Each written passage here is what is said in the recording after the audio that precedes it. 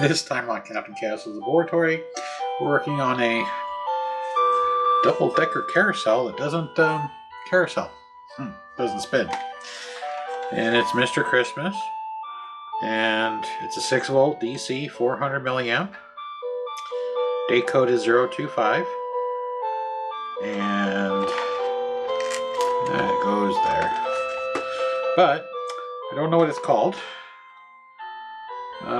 It says Nottingham Fair on the ticket booth, but you can tell the volume works.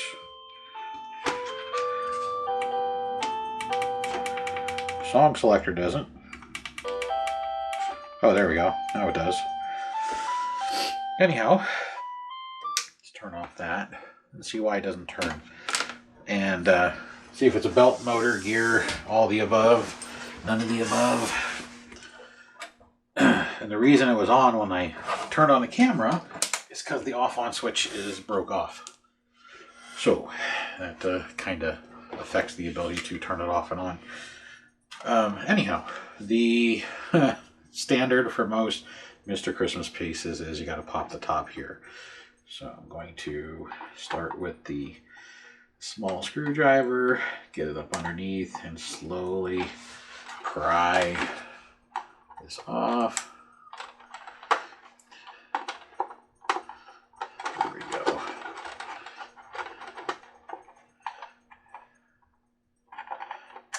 There we go. It should be a Phillips screw, which it is. We're gonna make life fast, and we're just gonna zip it out with a drill. And I think it's caught on the glue. And next, we need to pop the fingers under the lip. So if you watch the other carousel ones, Mr. Christmas is pretty universal in how to disassemble the top part here. It's all pretty much the same. You pop the center, take out the screw, and then push on a couple of these fingers, and you're good to go. So let's get that out of the way. All right, so here's the motor. Here's the belt. Yeah, probably helps if I have it on camera. Let's see. So we're going to plug her back in and turn her on. I want to see if this thing's spinning. I don't think it is.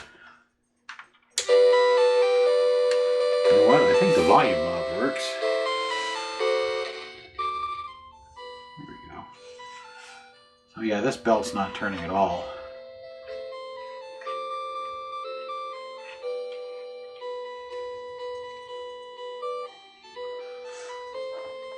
Alright, so what we're going to do is we're going to check to see if there's power at the motor.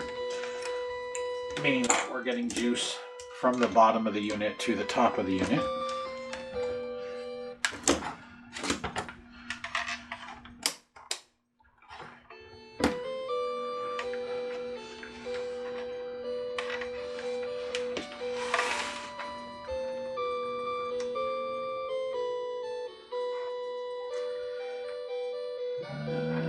We're getting 1.6 volts. That's not a lot. Let's just reverse this just to make sure. Yep. That would probably be why it's not spinning. So that means one of two things. Either the motor is shorted out and it's putting a voltage draw on it, or the circuit board on the bottom isn't working right, which that would be bad. So let's get this thing apart. First thing I'm going to do is I'm going to move these wires out of the way so I can start chiseling off this glue.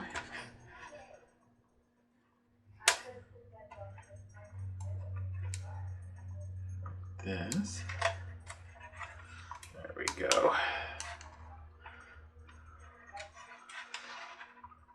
So there's some of it. Now we need to get rid of the hard glue that they put on top of the nut, which this hard glue is red in color. Normally it's kind of a brown in color, so it's kind of different. There we go. Now we need pliers to unscrew the nut.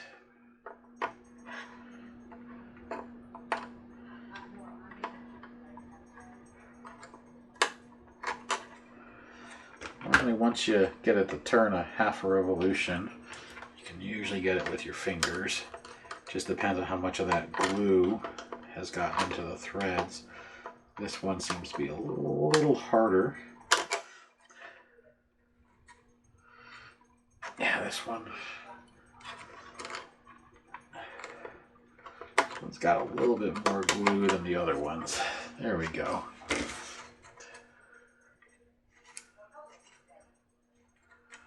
And there's that. There's a washer.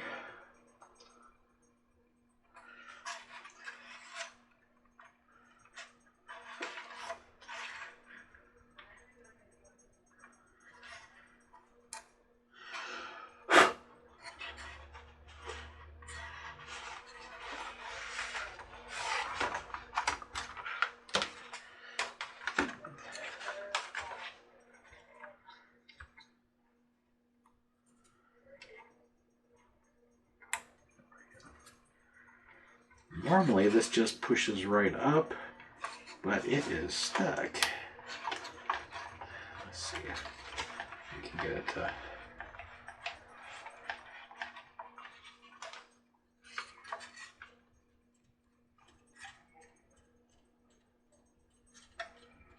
I think the problem is definitely coming from the base. Belt looks good. If I spin the pulley, it is rotating the piece. Oh.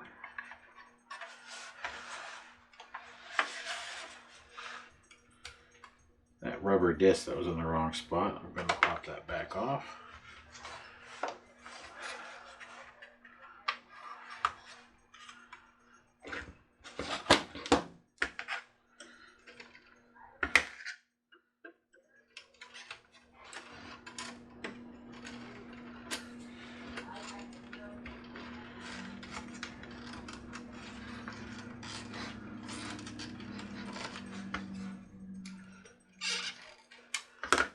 Here is the loom of wire that goes up to the top, right here. And the blue and the orange is the motor, right there. Since they come with a plug that they shove inside this opening in the base, I'm going to unplug it and test it and see if the problem is maybe a wire, or if it's the power coming up through. So I'm going to unplug the little connector.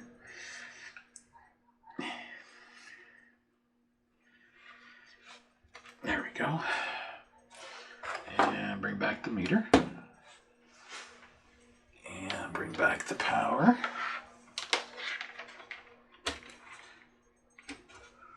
And turn it on.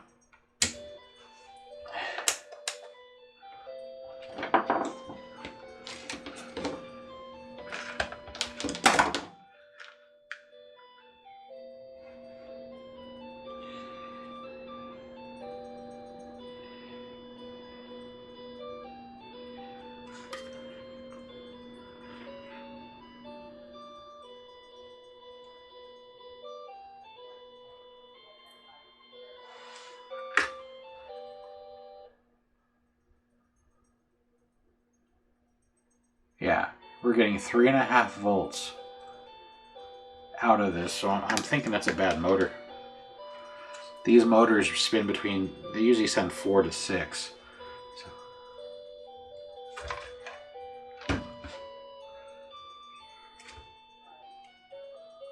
So I plugged it back in. Let's check the top again.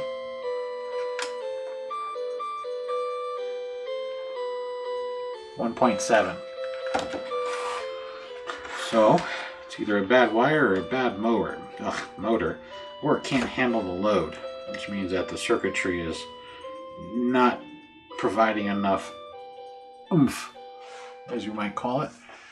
Oh, let's see. I know I have one of these motors up here somewhere. You know what I am going to do? I'm just going to test them with a standard 3 to 6 volt motor, just to see what it does.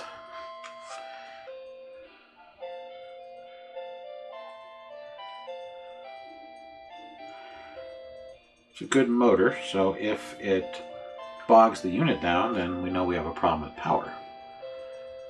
If it doesn't bog the unit down, then we can narrow it down to a bad motor in the top. Now comes the fun part. These things are so tiny.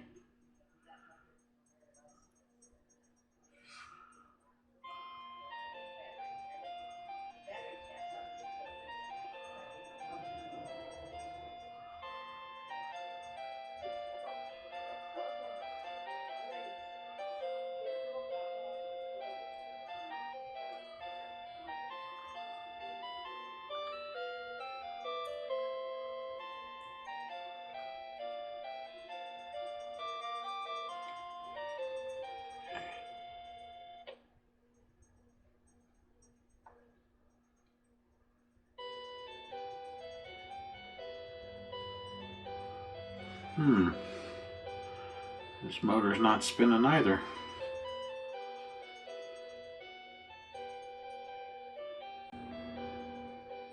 Oh, there we go. Just didn't have a good connection. So that motor was spinning.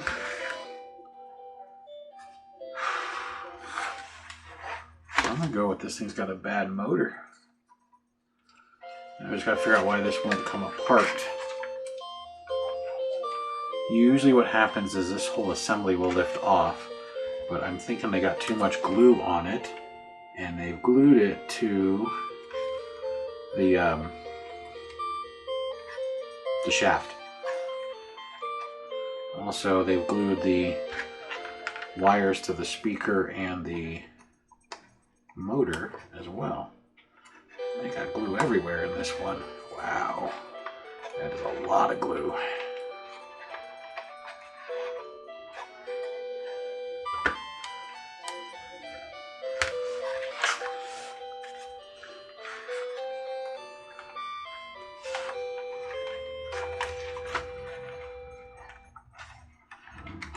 There we go.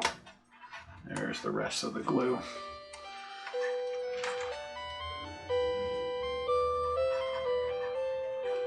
Now, there we go. Now we got some movement.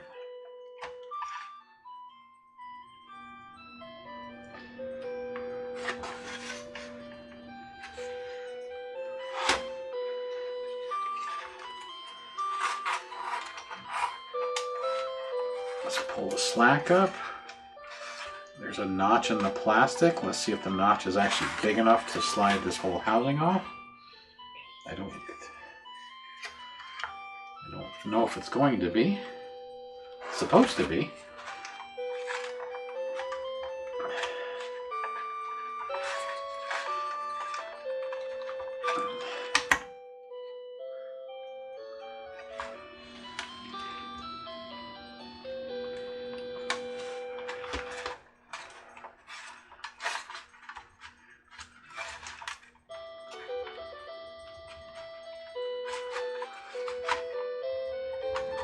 There we go. Got it.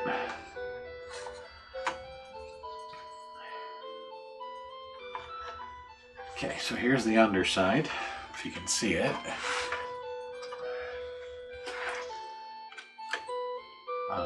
Here's your belt, your motor, your small gearbox. Ooh, excuse me. I don't know where that came from. Anyway, let's see if we can get this motor out.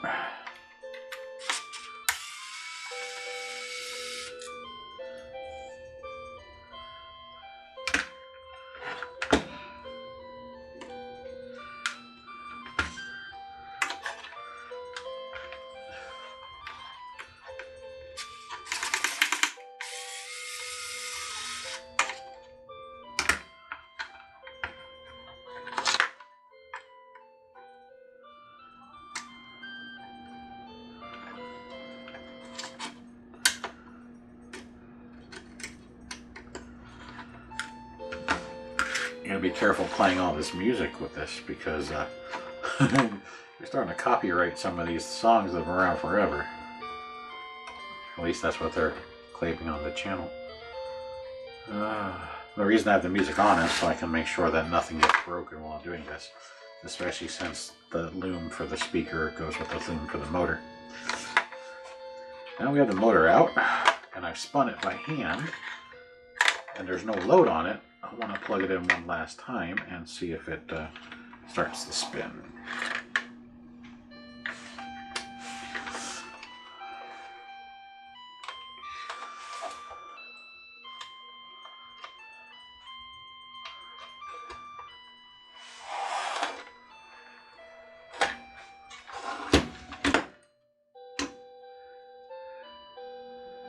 Usually when a motor goes bad, they don't just stop like this.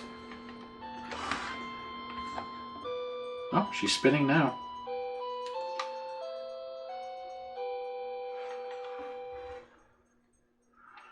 Let's put a load on it.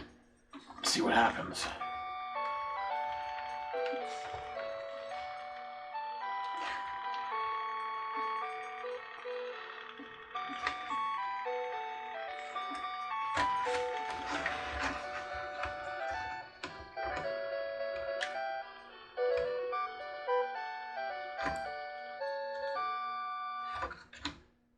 Nope.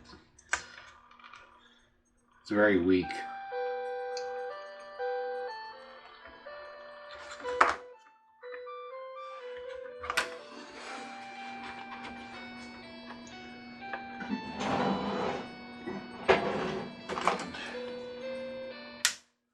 So I'll show you that it is actually spinning. So I'm going to put a blue mark on a third of this. Turn it back on. So it does spin, but it takes almost no pressure to slow it down to a stop. And it's not spinning very fast. That kind of concerns me. This motor, in case you want to look it up, is an RF 500 TB, like tuberculosis, but not, dash 12560, which is a very standard motor used in Mr. Christmas. Now, I just gotta find them. Here we go. I knew I had one. RF 500 TB. That's all we care about. The last 5 numbers don't make much of a difference. But let's make sure this one actually works.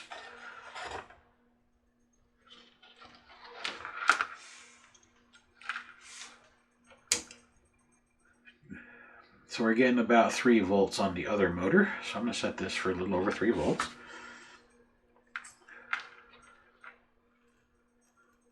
Oh, she's spinning way faster, and it's a lot harder to stall this motor.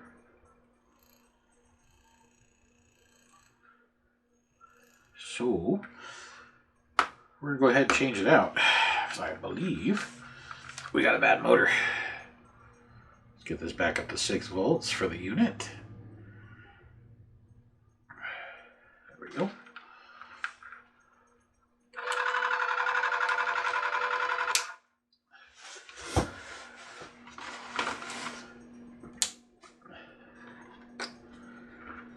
I think these pulleys are about the same.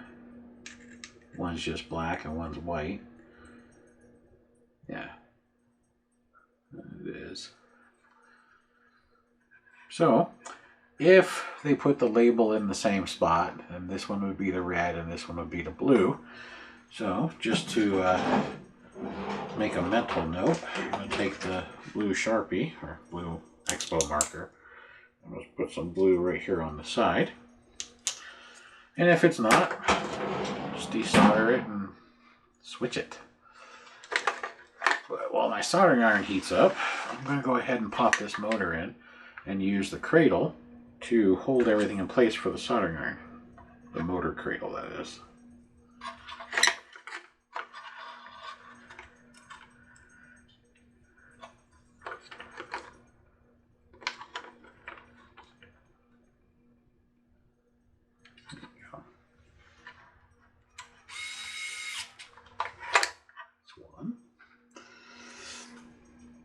Try not to lose these screws. You can buy a motor screw kit on Amazon, but then you gotta wait for it, and that wastes time. Magnetic parts tray works great. I have several of them. You can see I use them often. I do use them. I just usually use them and then forget about using them the next time. Or they still got screws in it from another one. I'm waiting on parts. Because I got 2 over there and 1 over there that's got screws in it from pieces. I'm waiting for little components to show up.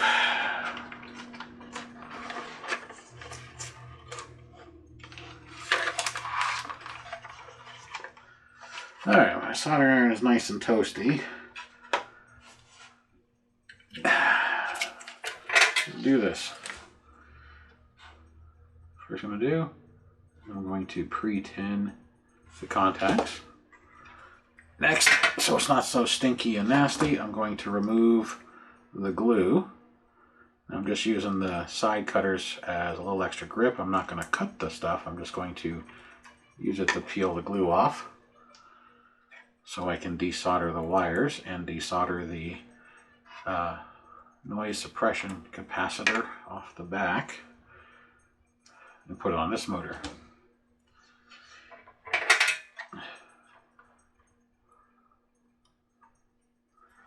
This one has an excessive amount of glue, which is kind of strange. I wonder if it's been repaired before, because normally the factory doesn't put this much glue on, unless they just had a new guy. Didn't know.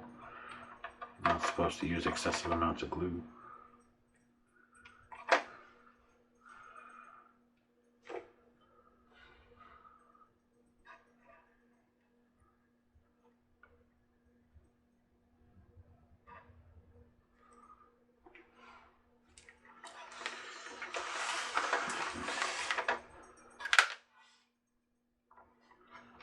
That's how you melt wires.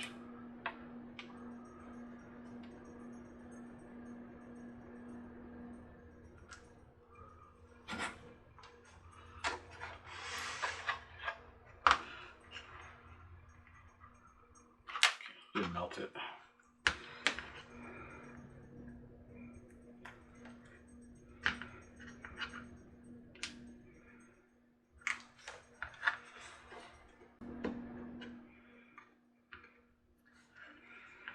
Alright, this side doesn't want to come off. Oh, it's because they fed it through the hole. Bastards.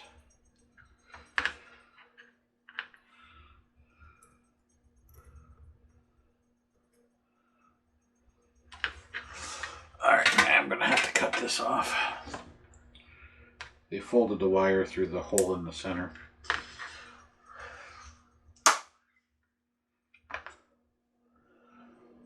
I'm going to overheat the capacitor just trying to get it to desolder.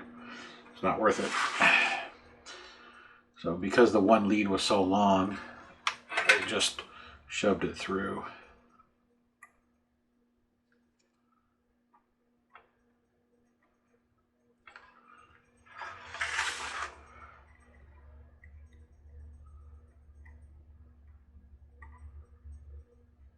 There we go. Okay, so that's back together. Now let's see if we can get this back on to engage the gear.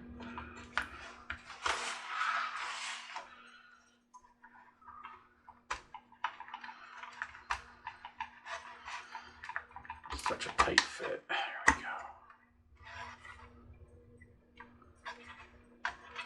It's engaged. No, she stopped. Why'd she stop?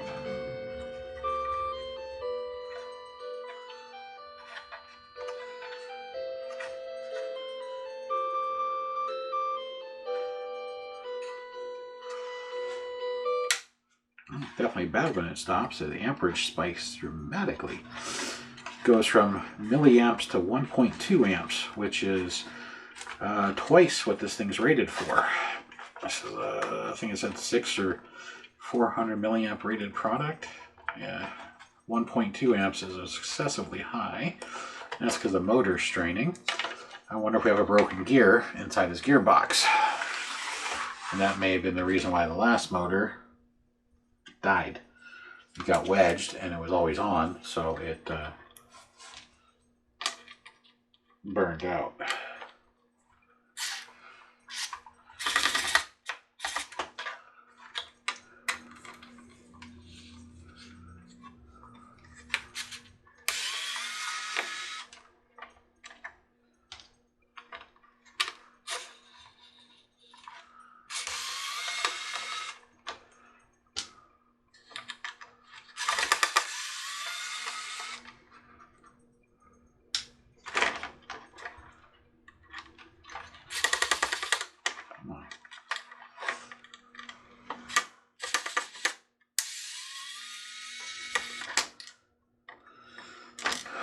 Tight screws.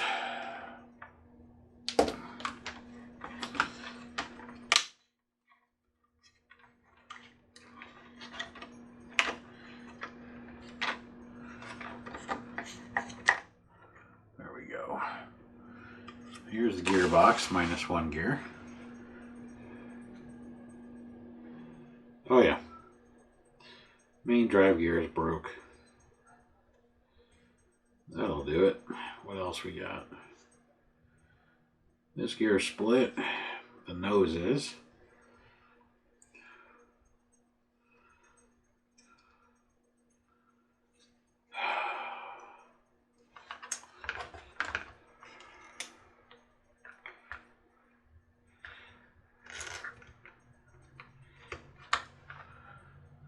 So that gear is split. This gear looks okay, but I can't see through all the grease.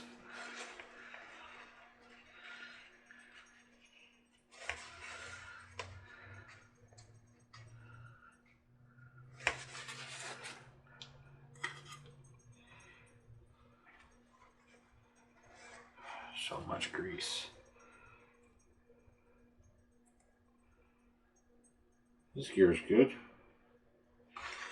That gear is broke, that gear is broke. What about this one? Same thing. Got a buttload of grease.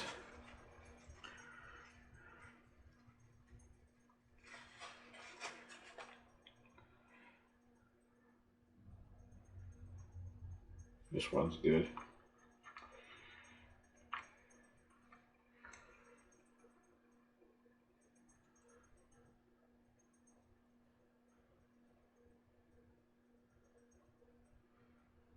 Yeah, so when I put stress on the gear and it gets to the crack on this gear, I can feel it click, and I'm sure this gear does the same thing since it's also split.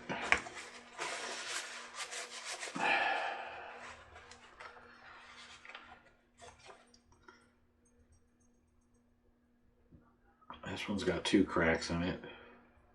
Not on the teeth, but on the center section that holds the gear to the knurled. Because if this slips, then there's no drive. Because the knurled section's right here. So we got 2 broken gears, and they're going to be really fun to try and replace, only for the fact of their size. There's one.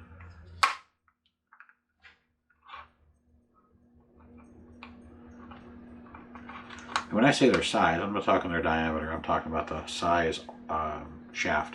They're both the big fat 3mm or 5mm, and those are not the easiest to locate. Suntronics probably has them. I might have to order them from him, which is Happy Holidays, plural, parts, plural.com. A lot of people who are in the villaging community know of the website. So, yeah, this one's split all the way through to the back side. It hasn't migrated out towards the edges yet. And this one is completely split all the way through. This gear, I may have. This gear, I probably don't. I'm going to go through my gears in a minute, but I want to show you. Let's get all the grease off my hands. Excessive. See if you can see it.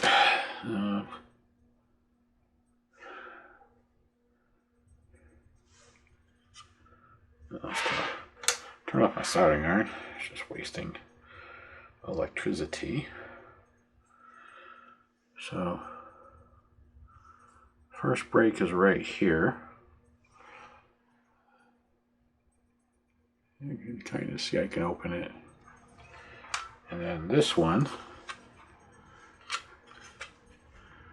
you can see the cracks right there and right there. You can see it's starting to go. And the smaller gear is just pressed onto that, but the bigger gear is pressed onto the knurling right there. So it cannot slip since it's what drives this guy here.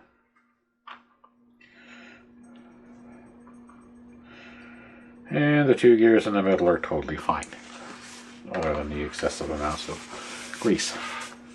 So I am going to pause the video and I'm going to go search for some gears. And if I don't have them, I'll order them. And then we'll pick up where we left off. So, be back in a minute. Okay, I'm back. After going through all my gears, I only had one of those, and I have a dozen of these. So I was backwards. But the one I have has teeth on the bottom.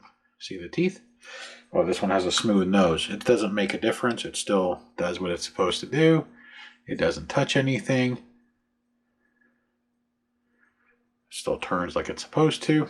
So, yeah.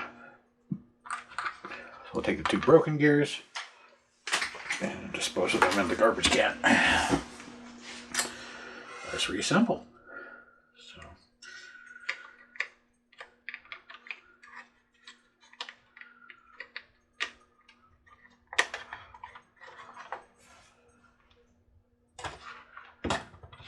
So what this means is I don't have to order anything right now to finish this, so I can get this thing done and off my bench for the next one. And it means that if I place an order now, I'm not waiting for the parts to show up for a project that I have in queue. I can just have them for when I get to the next Mr. Christmas piece, as an example. So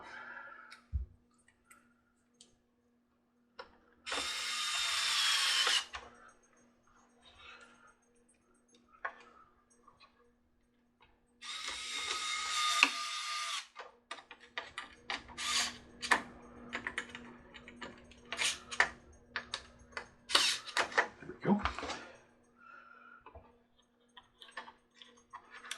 And there's that.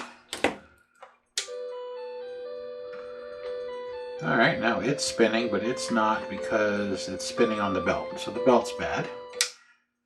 And my amperage has dropped from 1.2 amps down to 1/8 of an amp. So that's a positive. So now I just need a belt, which I was probably going to replace anyway because of its age. Belt's still stretchy, but it's old and vulcanized, which means it's just going to get more and more rigid and less likely to turn. All my belts are in here because I haven't finished the assembly of the laboratory. This belt might be too loose. Yeah, it's way too loose. So I haven't had a chance to put some things away. But I'm hoping I have. That's too.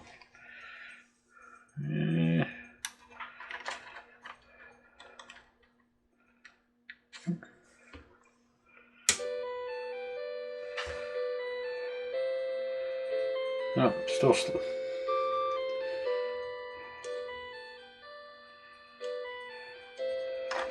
Alright, so that's no good.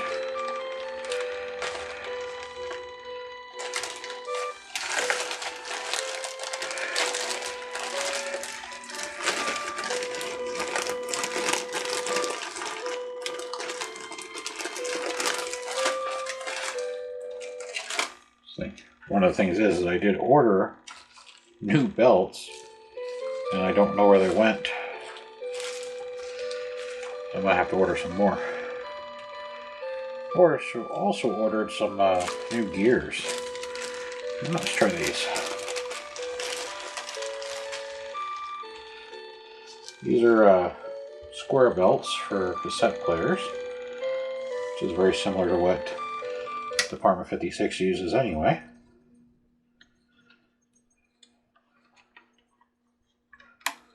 Ooh.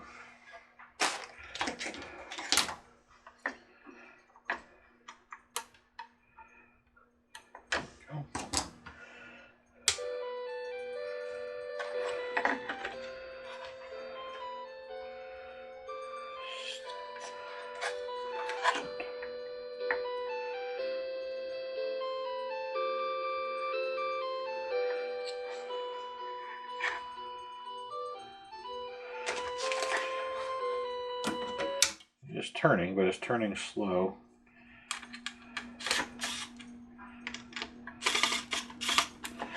I might have torqued these down too much, I don't know, we're going to find out. So I'm going to loosen them, I'm going to set this on the lower torque setting, and I'm going to put them back in.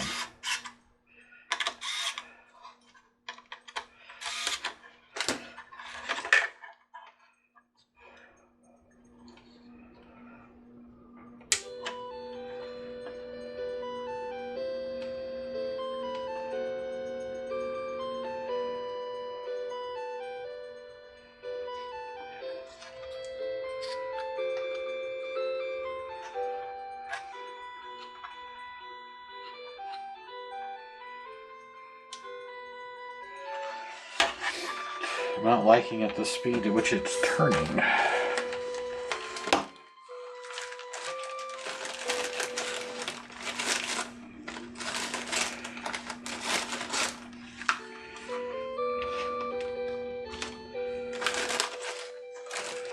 And the fact it just stopped, it's raising the amperage. Alright, let's clean up these belts, and then take a look at the bottom. Let's see if we have a corroded contact or something.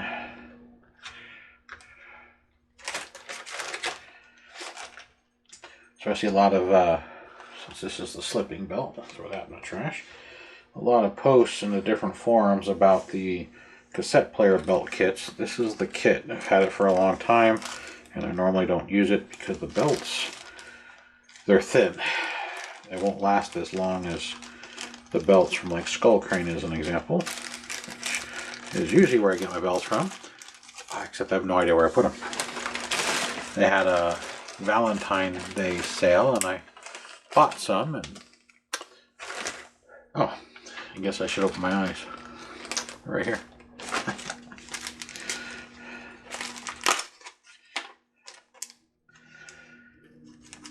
I like these belts,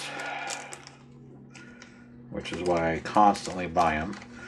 Matter of fact, most of the times when I buy them, I have to wait because they're always out of stock. Because either I buy it, there are a whole quantity of them, or they're just really popular. That's the same size as the first one. I need one size smaller.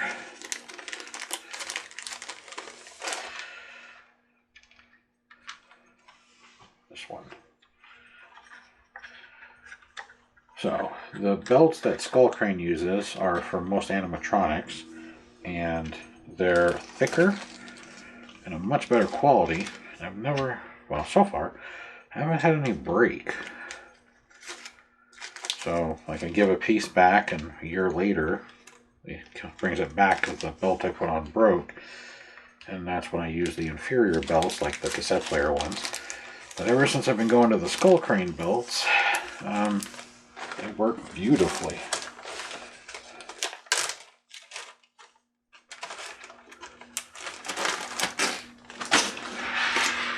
So, there it is. You're going to read it. But I usually link them below anyhow. They're like $13 for this belt kit. Not a lot of belts in it, but I mean, there's 15. 15 total. And of the 5, the biggest ones are rarely used. I've only used those a couple of times. The other sizes are more common. So, see if it makes a difference with the belt. Nope.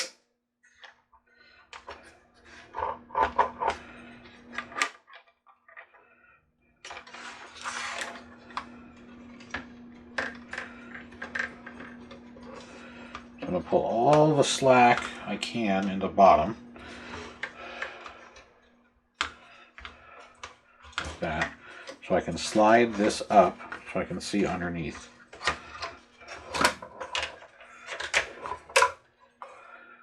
And there's our circuitry. And I know that the wires are on this circuit board that go up to the top.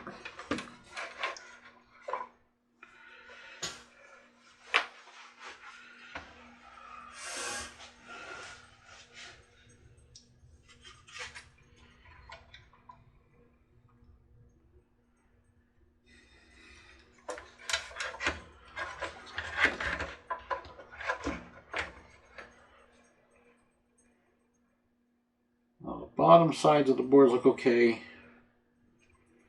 The voltage regulator, that's nice and toasty.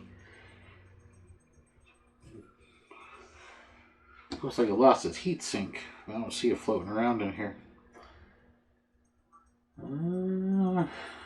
Other boards look okay. Let's try and take a look closer at this. Wherever I put my, there it is. This board here.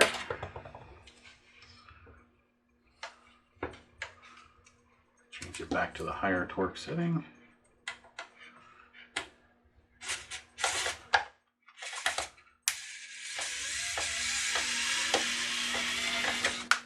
That's one.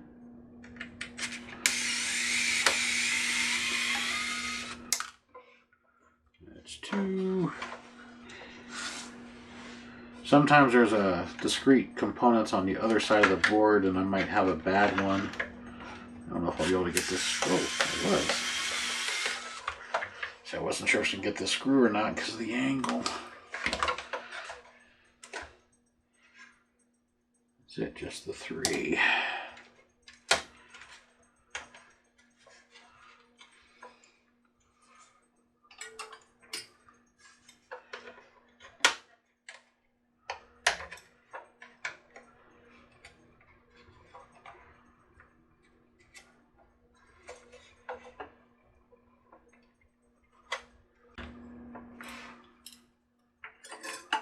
So I grabbed the tweezers because they're non-conductive, which means that if there was any residual power in here, I wouldn't short it out because they're ceramic. So I'm gonna shed a little light in here so I can see better. So I want to check where the wires are soldered, which are right there. We have the blue and the orange. There's the blue and there's the orange. The blue goes through a diode. One thing I think is maybe the diode is dying. Because I'm thinking we're supposed to have more power than 3 volts. I'm assuming it's going to be closer to the standard 6 that comes in. That's usually what I see. Some of them are 4.5, but I haven't come across any of these 6 and 8 volt ones that have a 3 volt to 3.5 volt going to the motor. So this is a first. That's why I'm wondering if something on this circuit board has failed. So we have a diode. Yeah, we have a diode. No resistor. Oh, we do have a capacitor. What about the other leg? Where's the other leg? Right there. Right down there. Yeah, capacitor on the orange leg. And we have a diode and a resistor. Right? Yes, on the blue leg. The blue leg is the positive, and the orange leg is the negative, right? Yeah. So I may have to just check the components. I'm going to have to break all the glue that holds this stuff on. That's why I can't push the board all the way out, is there's so much hot glue over here, and over here, and over there on the wires. That's preventing me from pushing the board more than this angle. But with magnifiers and a flashlight to increase the light, I can see we have 3 discrete components. We have a capacitor on one leg, probably more for the noise suppression as a backup to the one that's up here. And then we have on the other leg a diode and a resistor.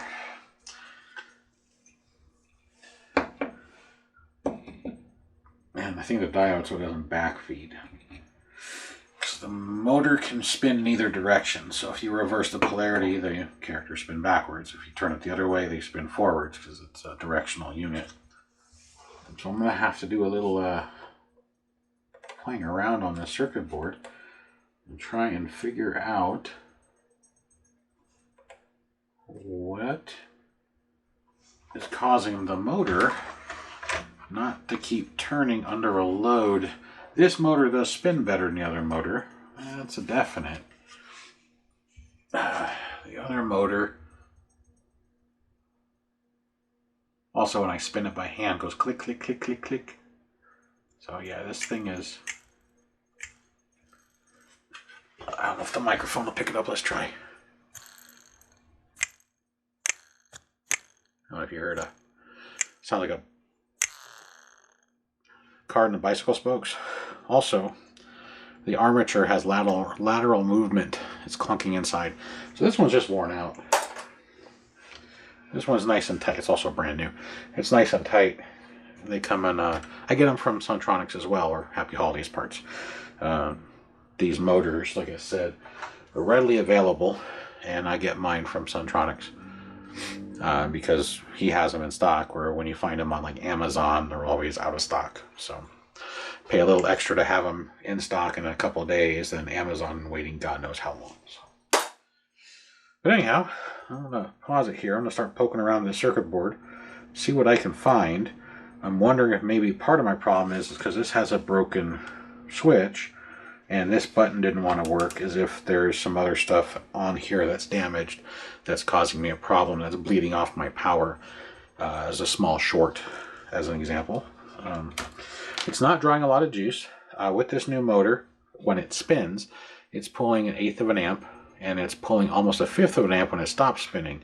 The other motor, when it stopped spinning, was pulling 1.2 amps, just to give you an idea how much more power the one that was dying was drawing. So this guy was pulling over an amp. That's excessive.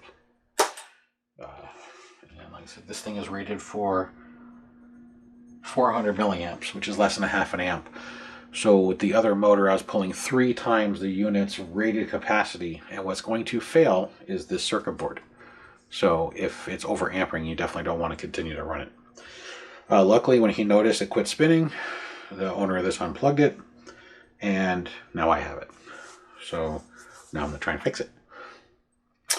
I'm going to poke around in here, see if I can find what the problem is, fix it, test it, and if I get it, I'll come back and let you know what I found. If I can't, I will let him know that it's not working right. But there's always ways to fix spinning pieces, even if I have to put in a separate switch internally for the wiring. I'm hoping I don't have to do that, but we're going to find out. So bear with me for a little bit. Be back in just a moment. Okay, we are back, and it's back together. The blue wire, which is the positive wire, I thought it was the orange, but I was wrong. Where it was soldered to the resistor was broken. So what was happening was, it's a stranded wire, and instead of all the strands making contact, it was one, and it was these were arcing. So I wasn't getting full power to the motor. Now I'm getting resoldered it and tested it. Oh, probably helps if I turn the machine on. For some reason I turned it off. Look at that. So the only lights on this thing, which is weird, are right here on the front. So it's kind of a very mildly lit piece.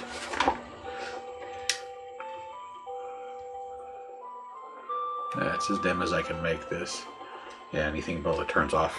So there we go. So it did have a bad motor and a bad belt and 2 bad gears and a bad solder joint on the circuit board where it had broke free. So I'm going to turn on the other light real quick. There we go. And we're going to turn this one up, get rid of some of that shadowing. There we go. So if you have this piece, go ahead and pop the top off right here. Pry it up carefully with a screwdriver. Take the screw out, hit the fingers, pop the top off. then you have access to your motor, and you can check to see if the belt's turning or what have you. Break the glue free on the nut and unscrew the nut. Pull the bottom plug off, which this one was already not in the right spot. It is now. I glued it on. Hot glue, not super, so you can peel it back off. Same with this. But anyhow, and then you can wiggle that piece up.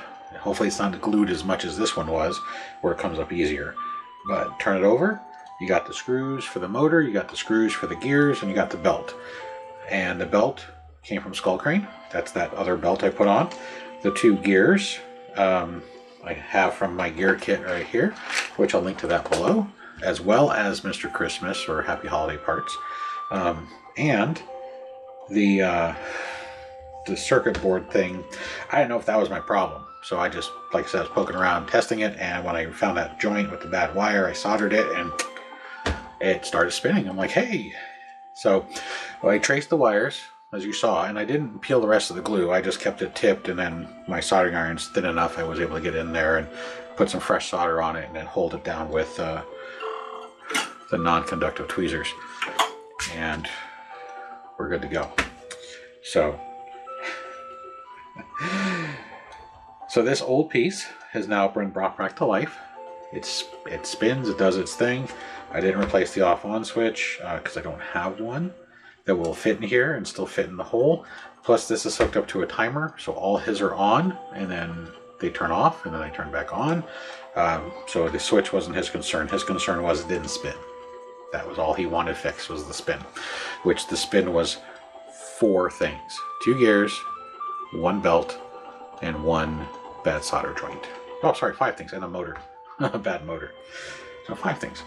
I will link below the Skull Crane link for the accessories for belts and gears.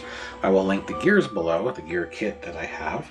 That I have to get another one. I'll link both of them because I get 2 different gear kits and mix them together.